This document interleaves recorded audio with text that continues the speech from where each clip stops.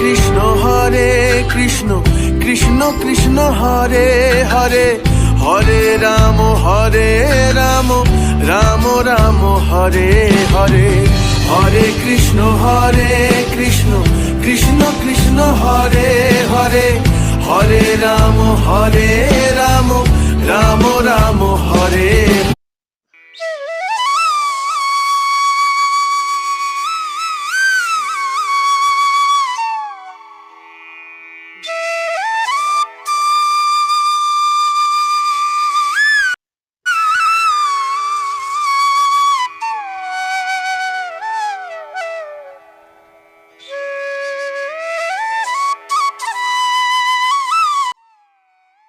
আমরা পৌঁছে গেছি বিলাসপুর টেম্পল, যেটা হলো রাধাকৃষ্ণের মন্দির।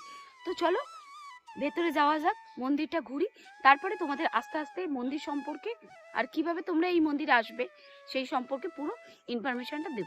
কোলাহল থেকে দূরে গ্রামের মাঝখানে অবস্থিত একটি নির্জন শান্ত সুন্দর মন্দির হলো আকাইপুরের বিলাসপুর মন্দির। এটাই হলো মন্দিরের সিংহদুয়ার। তো চলো তোমাদের সাথে আস্তে আস্তে মন্দির প্রাঙ্গণটি খুব পরিষ্কার এবং মন্দিরের প্রবেশপথে একটি সুন্দর পার্কের মতো ঈশ্বরের বাগান অবস্থিত। মন্দিরের বাইরে গাড়ি পার্কিংয়ের জন্য পর্যাপ্ত জায়গা রয়েছে। তো মন্দিরের ভেতরে চলে এসেছি। এখানে মেন মন্দির হলো এটা, যেটা আমি তোমাদেরকে বলেছি যে এটা রাধা গোবিন্দের মন্দির। আর তোমরা দেখতে পাচ্ছ দুপাশে দুটো মন্দির রয়েছে। তো ভেতরে তো যাবই, তার আগে তোমাদের বলি, এই একদিকে তোমরা দেখছো এই মন্দিরটা হলো মহাদেবের মন্দির, যেখানে বাবা বিরাজমান। আর ঠিক তার পাশে এই যে মন্দিরটা তোমরা দেখছো, এটা হলো মা মনসার মন্দির। এই মন্দিরের আশেপাশে আরো কিছু দেবতার মন্দির আছে, সেগুলো চলো আস্তে আস্তে মন্দিরটা পুরো ঘুরে দেখাই। আর মন্দিরটা দেখেই মানে মেন গেট থেকে ঢুকেই দেখতে পাচ্ছ তো এত সুন্দর একটা পরিবেশ, মানে একদম মনোমুগ্ধ করার মতো পরিবেশ, খুব সুন্দর জায়গাটা। মানে আমি আশা করতে পারিনি যে এখানে এত সুন্দর একটা মানে জায়গা, যেখানে তোমরা সারাটা দিন মন্দিরে এসে ঘুরে থেকে প্রসাদ ভোগ খেয়ে কাটাতে পারবে। দারুণ একটা জায়গা। এই মন্দিরটি সকাল 9টা থেকে দুপুর 1টা পর্যন্ত খোলা থাকে। 1টার পর ভোগ প্রসাদ গ্রহণ করার পর মন্দিরটি বন্ধ হয়। আবার বিকেল 4টে থেকে রাত্রি 9টা পর্যন্ত খোলা থাকে ভক্তদের জন্য। প্রকৃতির মাঝে এক মনোমুগ্ধকর অভিজ্ঞতার জন্য আপনি এই মন্দিরটি পরিদর্শন করতে পারেন। এই মন্দিরের যে কোনো ধর্মীয় অনুষ্ঠানে এই মন্দির প্রাঙ্গণে উৎসব আয়োজন করা হয়। প্রকৃতির মাঝে এক মনোমুগ্ধকর অভিজ্ঞতার জন্য আপনি এই মন্দিরটি পরিদর্শন করতে পারেন। এই মন্দিরে যে কোনো ধর্মীয় অনুষ্ঠানে এই মন্দিরে প্রাঙ্গণে উৎসব আয়োজন করা হয়। এই মন্দিরটি বনগাঁর বিলাসপুর নামক একটি গ্রামে অবস্থিত। এই মন্দিরের প্রধান বিগ্রহ হলেন রাধাকৃষ্ণ।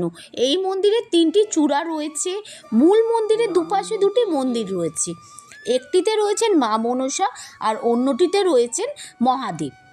মন্দিরের অন্য একটি গুরুত্বপূর্ণ আকর্ষণ হলো মন্দিরের চূড়ায় নির্মিত 4 ঘোড়ার রথ, যা মহাভারতের কাহিনী বর্ণনা করে। এই মন্দিরে গেলে আপনারা কেবলমাত্র রাধাকৃষ্ণকেই পাবেন না, সিদ্ধি বিনায়ক গণেশ, মা সরস্বতী, মা লক্ষ্মী, আরও অনেক কিছুই দেখতে পাবেন।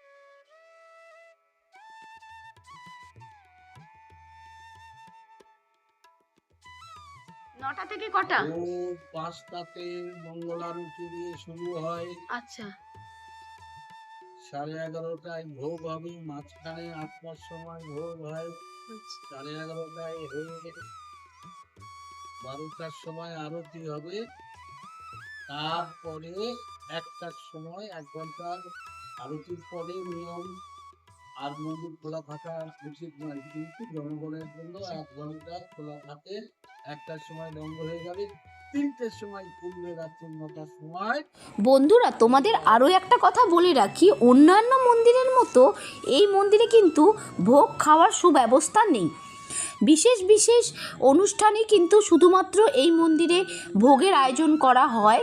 নর্মালি নিত্যদিনের পুজোতে কিন্তু তোমরা প্রসাদ গ্রহণ করতে পারো, কিন্তু ভোগ প্রসাদের কোনো ব্যবস্থা নেই।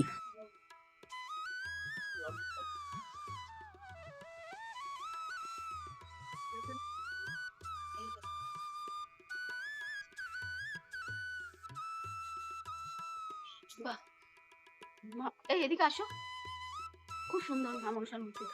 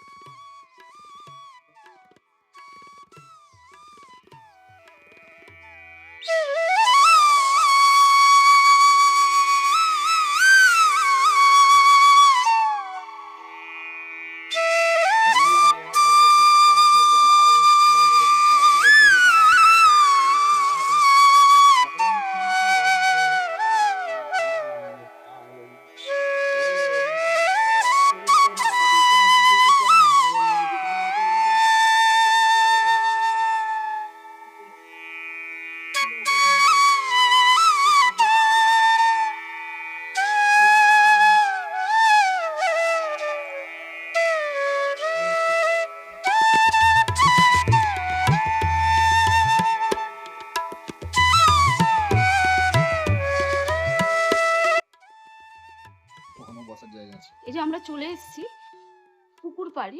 পুকুরের জল খুব একটা বেশি নেই, এখানে এখনো কাজ চলছে। ভবিষ্যতে হয়তো মন্দিরটা আরো সুন্দর হবে।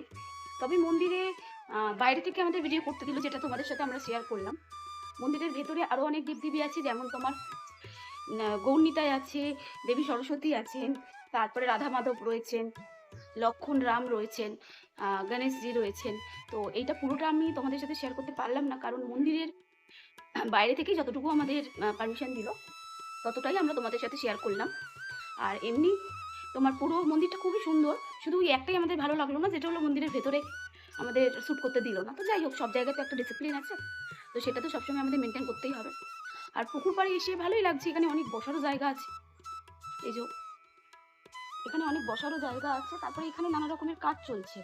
পুকুর পাড়েও বসার জায়গা আছে, যে তোমরা দেখে বুঝতেই পারছো। ওই পুরো পুকুর পাড় জুড়ে তোমরা মানে বিকেলবেলার দিকে যদি আসো তাহলে খুব ভালো, মানে জায়গাটা খুব ভালো। এখানে মন্দিরে এসে আরও একটা জিনিস আমি দেখলাম, যেটা হলো তোমার এই যে মন্দির, রাধা মাধবের মন্দির, মেনলি এটা রাধা মাধবেরই মন্দির। আর তোমার এখানে তো বললামই আরও দেবদেবীরা আছে। তো মন্দিরের এই যে দেখছো মাঝখানে মন্দির, পুরো জায়গাটা না এমনি চারদিক থেকে যদি তোমরা পরিক্রমা করতে চাও তো সেই পরিক্রমাটাও করতে পারবে, চারদিক থেকে ফাঁকা। মানে অনেকে আসে না পুজোর সময় এসে, কিংবা যে কোনো সময় আসে, নর্মালি তোমার 7 বার পরিক্রমা করে। হ্যাঁ, তো এখানে এই মন্দিরটাতে কিন্তু তোমরা পরিক্রমাও করতে পারবে, এই ফেসিলিটিটাও রয়েছে। আর এই যে আমি যেখানে দাঁড়িয়ে তোমাদের সাথে কথা বলছি, এর পেছনে রয়েছে রথ। চলো তোমাদের রথটা একটু ভালোভাবে দেখায় ব্যাক ক্যামেরায়।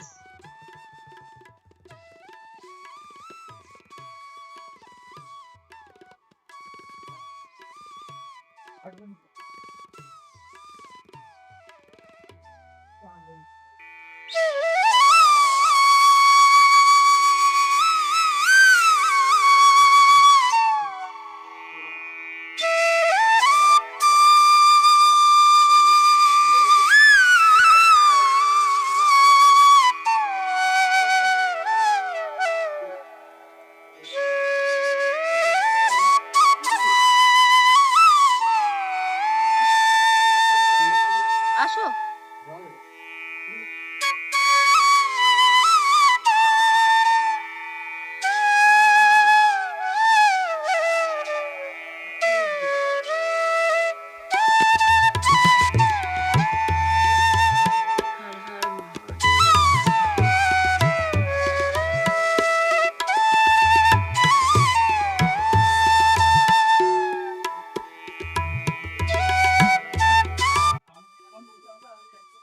বন্ধুরা, আজকে আমি ভিডিওটা এখানেই শেষ করছি। আশা করছি তোমাদের মন্দিরটা ঘুরে খুব ভালোই লেগেছে। আমাকে কিন্তু কমেন্ট করে জানাবে অবশ্যই যে তোমাদের মন্দিরটা কেমন লেগেছে। যদি ভালো লেগে থাকে অবশ্যই কিন্তু একটা লাইক করো। আর এই ধরনের নতুনত্ব ভিডিও পেতে আমার চ্যানেলটা সাবস্ক্রাইব করে নিও, পাশে থাকা বেল আইকনটি প্রেস করে। তাহলে প্রত্যেক সপ্তাহে কিন্তু আমি 2টো করে ভিডিও নতুনত্ব মন্দির নিয়ে দিয়ে থাকি, যার নোটিফিকেশন তোমরা কিন্তু সবার আগে পেয়ে যাবে। তো তোমরা যদি চাও এই মন্দিরে ঘুরে আসতে, আর এই মন্দিরের সমস্ত ডিটেল কখন খোলা হয়, কিভাবে আসবে, ভোগ প্রসাদের কি ফ্যাসিলিটি আছে, সমস্তটাই আমরা কিন্তু এই ভিডিওতে তোমাদের জানিয়েছি। তো আজকে আর কোনো কথা না, তো চলো খুব তাড়াতাড়ি দেখা হচ্ছে আরও একটা নতুনত্ব ভিডিও নিয়ে। তো তার জন্য কিন্তু আমার চ্যানেলটা সাবস্ক্রাইব করতে হবে, তো ঝটপট চলো সাবস্ক্রাইব করে নাও।